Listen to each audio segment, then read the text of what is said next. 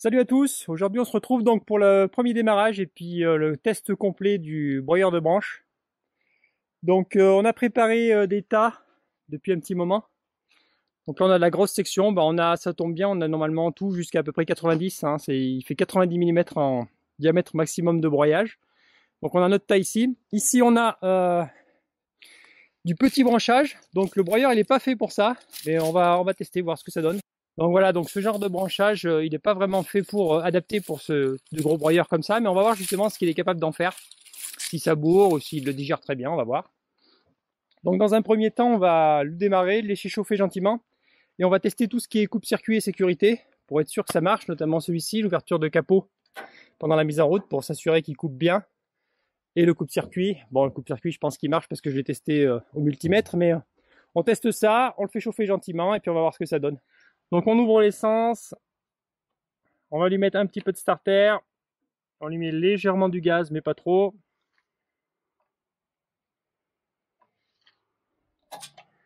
Contact et c'est parti.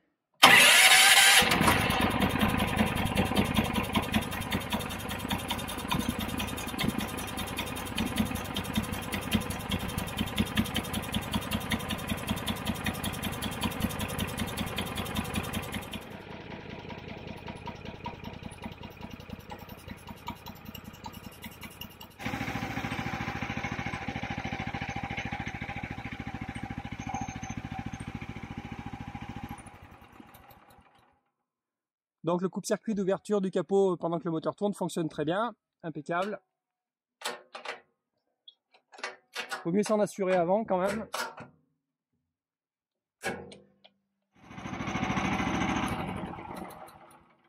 Et l'arrêt d'urgence fonctionne. Donc là maintenant on va pouvoir vraiment y aller comme il faut. Donc on a nos lunettes et nos casques de fourni. Alors ça c'est vraiment génial. Du coup c'est des machines qu'il faut faire tourner au régime maximum hein, pour avoir tout le couple dans le rotor lourd. Donc ça risque d'être un petit peu bruyant. Donc je vous explique déjà avant ce qu'on va faire. Ça risque d'être un petit peu inaudible. Donc on va mettre le régime à fond et on va essayer un petit peu de tout. On va commencer par de la grosse section. Et puis on mettra un petit peu de la brindille et voir comment il évacue ça. Et puis voilà, on va voir un petit peu ce que ça donne. Sachant que donc le diamètre maxi ici c'est du 90. Donc là on a du bois qui a séché. Hein. Idéalement c'est fait pour le diamètre est indiqué pour du bois qu'on vient de couper, donc du bois vert. Là le bois a eu le temps de sécher. Donc entre guillemets il est plus dur. Mais on va voir un petit peu, ça va nous permettre de voir la machine, ce qu'elle est capable de faire.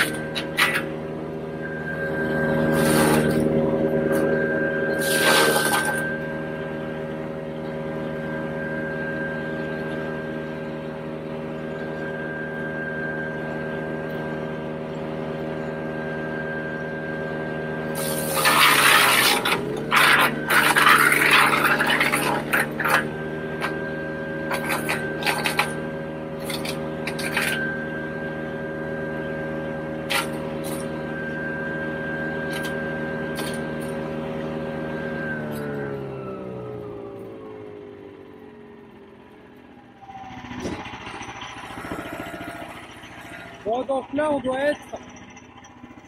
Voilà, on est sur les capacités maximales, 90. On va voir ce que ça donne.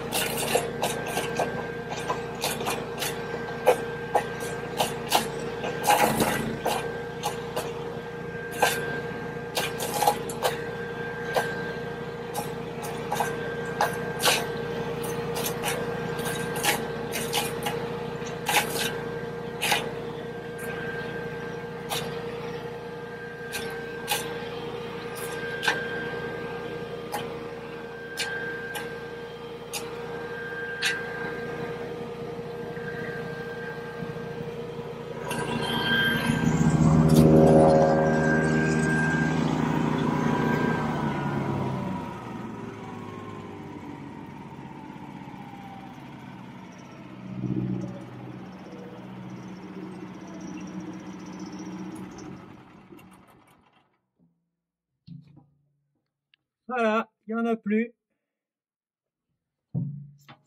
Donc la machine tient bien ses promesses. 90 mm.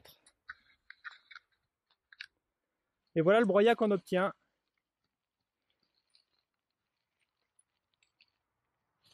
Donc voilà le broyat qu'on obtient.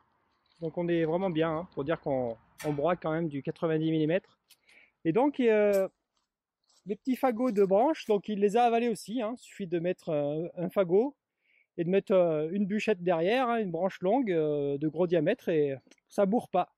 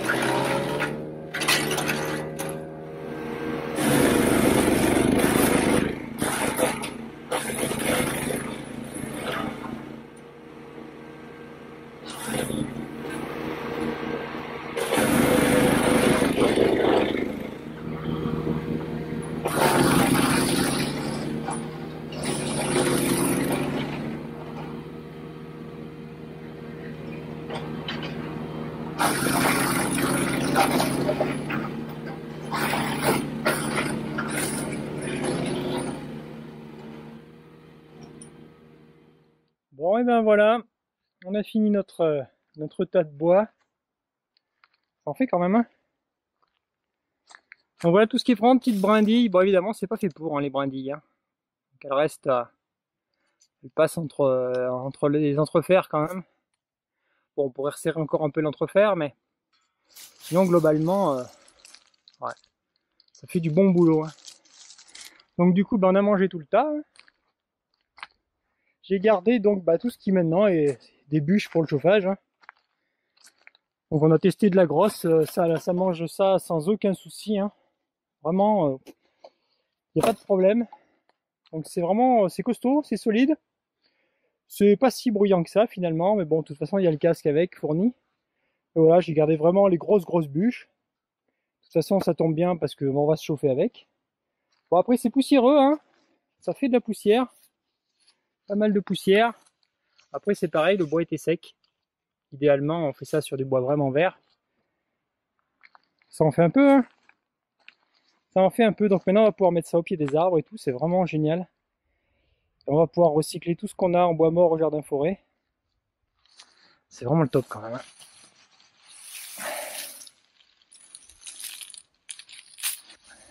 C'est de l'or, monseigneur. Donc du coup, on est vraiment satisfait. C'était bien la bonne taille de ce qu'il nous fallait, hein, ce broyeur là pour le jardin forêt.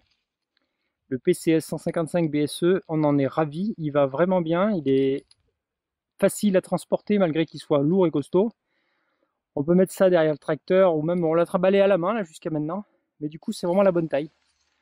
Donc si vous, comme nous, vous cherchez exactement à savoir quel est le broyeur qui vous convient le mieux en fonction de votre superficie et du travail que vous avez à faire, n'hésitez pas à regarder la vidéo qu'on vous a fait exprès pour pouvoir choisir son broyeur de branches.